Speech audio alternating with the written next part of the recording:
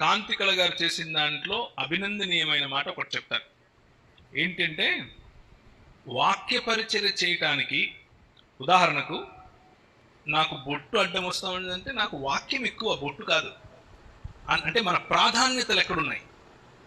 మన ప్రాధాన్యతలు అలంకరణ మీదనా, యాక్సెప్టెన్స్ మీదనా, లేకపోతే వాక్యం చెప్పేటప్పుడు రిసెప్టివిటీ మీదనా? ఈమె కోరుకునేంటి, ఈమె ఎన్నుకున్నది ఏమిటి అంటే ఇదంతా సెకండరీ. నాకు వాక్యం నేను చెప్పేటప్పుడు అవతల వాడి మనసు మూసుకుపోకూడదు, చూడంగానే మూసుకుపోకూడదు. కనీసం ఒక 10 మాటలన్నా వినాలి అని అంటే ఇది అడ్డం వస్తుందా, ఇది తీసేస్తా, నో ప్రాబ్లం. నేను వచ్చే ముందు అడిగాను, మన కారు దిగంగానే మన ఆర్గనైజర్స్లో ఒకరిని, బ్రదర్ ఏంటి ఈరోజు డ్రెస్ కోడ్ అని అడిగాను.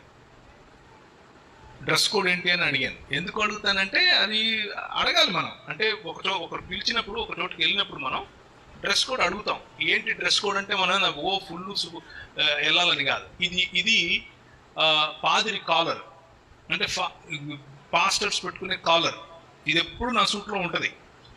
ఎందుకంటే ఒక ఆర్డైన్డ్ మినిస్టర్గా నేను యాంగ్లికన్ లేకపోతే యాంగ్లికన్ ప్యారిష్లకు వెళ్ళినప్పుడు వాళ్ళు అంటారు, ఓ వెర్ ఇస్ యువర్ కాలర్ అంటే తీసి పెట్టుకోవడమే టక్కనే.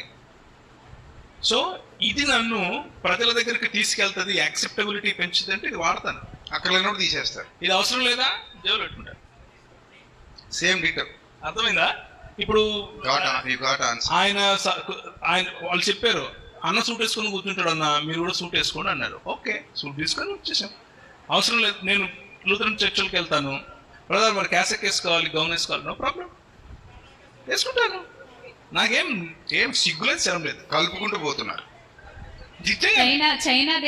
కలుపుకొని పోవటం మాత్రమే కాదు, I'm an ordained minister.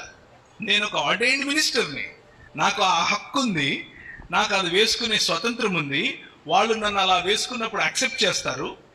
Okay, నన్ను అలా చూడాలనుకుంటున్నారా, వేసుకోండి, వేసుకుంటాను.